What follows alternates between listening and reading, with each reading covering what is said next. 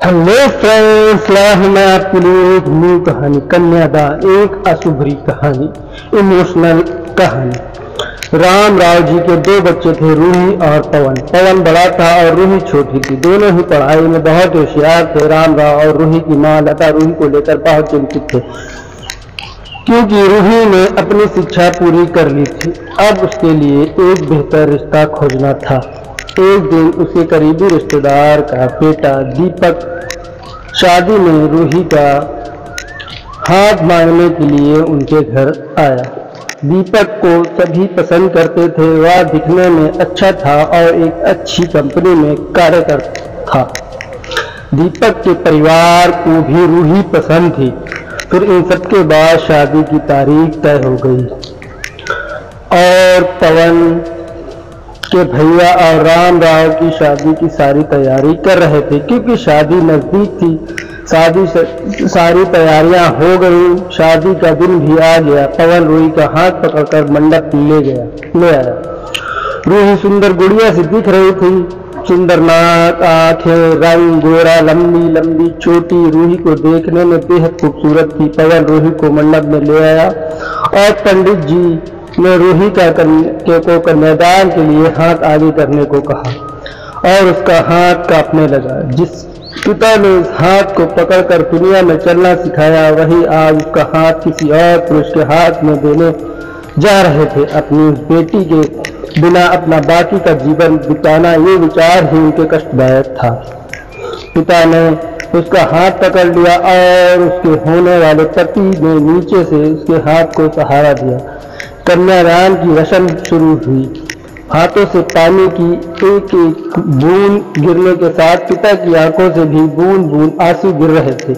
अपने कलेजे का टुकड़ा दान करते समय क्या अवस्था होती है, तब वह राम राव ने जाना। वह रस्म खत्म हुई। पंडित जी ने लता और राम राव के हाथ में दिए से भरा पर्दा दिया। उनके सामने बेटी और उनका पूरा ससुराल परिवार बैठाया और पंडित जी ने कहा, आज से आपकी बेटी उनकी हो गई। उनसे कहो कि उनका अच्छे से ध्यान रखें। लता अपने मायके वालों के लिए एकदम पराई हो गई। उसकी आंखों में आंसू भर आए।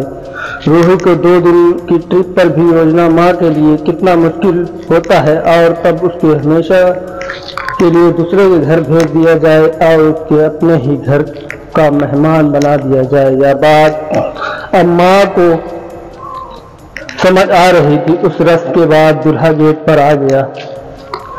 पंडित जी ने आवाज दी, लड़की के मामा लड़की को लेकर आओ। उस मामा का हाथ पकड़कर वह उस अंतर पाठ पर जा रही थी। सुबह उठकर एक साथ नाश्ता, फिर मस्ती, फिर मम्मी के हाथ का खाना और रात में मम्मा के गोद में सिर रखकर सोने वाली भांजी आज उस मामा को दूसरे के हाथों में सौंपनी होगी।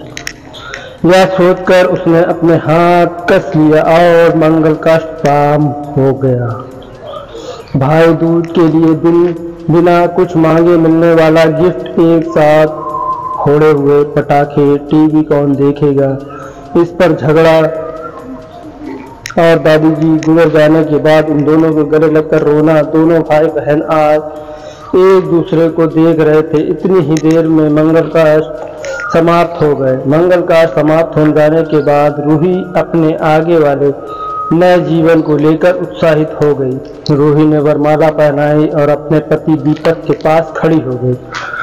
रूही के सामने बहुत से लोग खड़े थे। कुछ आशीर्वाद दे रहे थे और कुछ पास होकर स्तुति कर रहे थे। फोटो के लिए उसकी सहेलियां आई।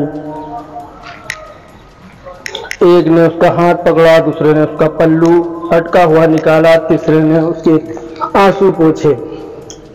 हम घर रहने के लिए आ रहे हैं, आंटी को बोलना खाना खाने के लिए आएंगे। उसे उस वक्त कमरे की आवाज, एक दूसरे का अधिकार और वह दिन याद आ गए जब वे एक साथ रहती थी।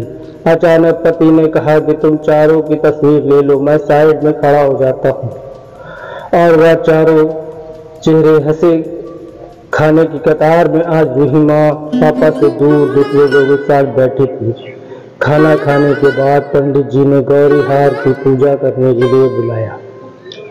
रूही का वहाँ मन से पूजा की। माँ ने रूही की झोली भर दी और अमिता आंटी ने कहा कि अब पीछे मुड़ना मत। रूही अचानक चौंक गई। वह आगे बढ़ने लगी। इतने सालों से बच्ची की तरह पाले हुए उस चाचा का बंध टूट गया। स्कूल से घर वापस आने में देर हो जाने पर अस्त व्यस्त होने वाले वह चाचा जी, जन्म दिन भर 5-6 फ्राक उसके आगे लाकर रखने वाले चाचा जी, मैं नहीं आने वाली, आज घर में चाची के पास रहूं कहकर रोने वाली वो आज हमेशा के लिए दूर चली जाएगी। ये रूही के दूसरे माँ बाप के रूप में चाचा चाची को भी यह बात सहन नहीं हो रही थी। उसकी पहचान आज बदल चुकी थी। हाथों की वह हरी चूड़ियां, पाँव में बिछे और गले में मंगलसूत्र नए जीवन की राह दिखा रहे थे। साहस का हाथ पकड़कर रूही उस फूलों से सजी गाड़ी में दीपक के साथ बैठी। उस गाड़ी में खुशी थी और उस गाड़ी के बाहर खड़े लोग, सभी लोग आंखों में आंसू लिए उसे अलविदा कर रहे थे। रूही बोली, मम्मी पापा आती हूँ मैं। बहुत मुश्किल होता है अपना कलेजा, अपना दिल अपने ही हाथों से बाहर निकालकर पराए हाथों में सौंपना, और वह अपने कलेजे को, अपने दिल को दुख के दिल से लगाकर रखेगा। फिर भी हर माता पिता इस मुश्किल काम का सपना देखते हैं लड़की के जन्म के बाद ही।